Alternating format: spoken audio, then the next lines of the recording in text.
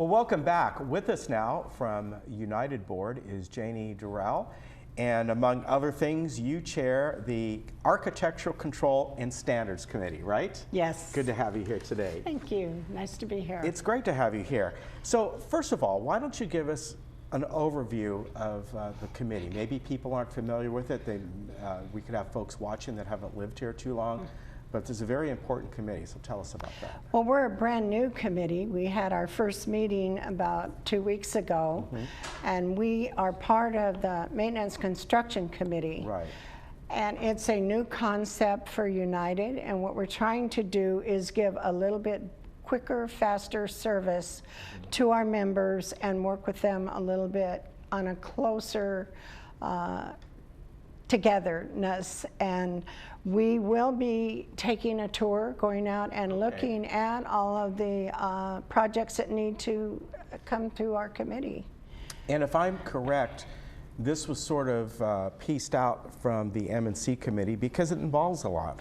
Yeah, we're very busy. Yes. There are a lot of alteration requests, and we want to work a little bit closer with our members.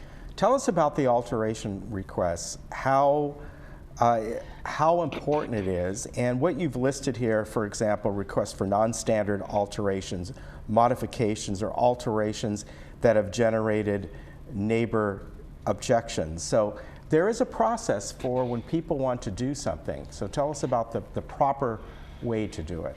Well, we have compliance with existing standards, and we look at the cost of the impact of the mutual itself, and we want conformity with the local and state building codes and compliance with the applicable laws, and also the value of the impact that we are going to have on our community when we do and look at an alteration. Right.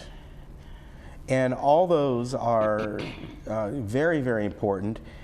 And in many cases, people need to realize that depending what they're doing, they may have to get both a city permit and, of course, they have to get a permit from United, correct? Yes, and before that, they have to be approved through the Alterations Committee or the Architectural and Standard Control Committee. And from there, once we have approval, it has to have our United Board approval also. Right. Then they can go and submit a permit through the community center downstairs, and from there, then they have to be approved for a permit by the city. Okay. And a lot of these types of things that you see, some of the more standard ones are window replacements, of course, skylights, maybe people want to change where their water heater is because they're doing some interior modifications, am I correct? Yes. So the standard ones that have been approved in the past do not have to come to our committee at all. And they do not have to have board approval. It's only when you have an alteration that may affect your neighbor, or it might be moving a window where the structural of the building may be involved. Things like that. So if you're just excuse me. Oh, that's okay. Or if you want to, if you have a one bathroom and you want to split the sewer, we have a new policy now that if you're splitting the sewer, that you must run a camera and take a video of the sewer line, so United then knows what the situation of the sewer line is. All right, and that's a very important thing, because I had a friend years ago that lived here. They had a sewer backup. Alterations were made long before they moved in. They didn't know, it's underground, and they ran into a problem. I do have a question with the window replacement. So if somebody is just replacing the old aluminum windows for the new style vinyl windows, double pane windows or triple pane, whatever they are now, if it's in the same location, do they need a permit for that? Yes. They do? You have to have a permit, but you don't have to go to the alteration. Okay, all right. Go through the process of a different change of a location of a window. Okay, all right. So if somebody wants to change the location, then that's a whole different thing. Also, I imagine this would include if somebody wants to check to see about putting in a ramp, a wheelchair ramp, or changing their front door, which over the years people have had. Things like that would be an alteration, correct? Changing the front door is required to have a permit. Okay. If you're doing a ramp, you have to go through the whole process of an Right. alteration through our committee and also board approval. Okay. Now, as far as somebody getting that approval for an alteration, what is the usual time frame? Do you know? I know this is a fairly new committee.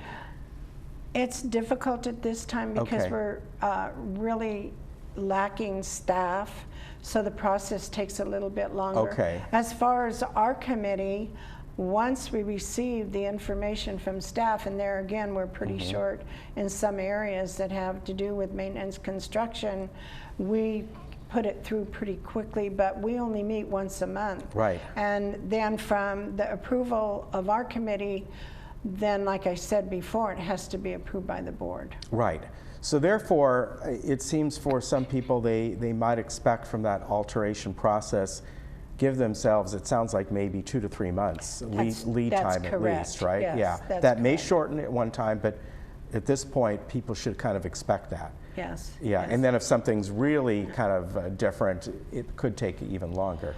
I will say we're looking for a lot of good people for our employees to be part of the M&C working downstairs. Right now we're backed up and we apologize for that, but it's just a staffing problem. Okay, let me ask you another part of your committee, I would imagine, would be that maybe an alteration was made a while back that did not get the right approvals, and it gets noticed by a neighbor, maybe by a board member, by staff. They notice something that's out of the ordinary.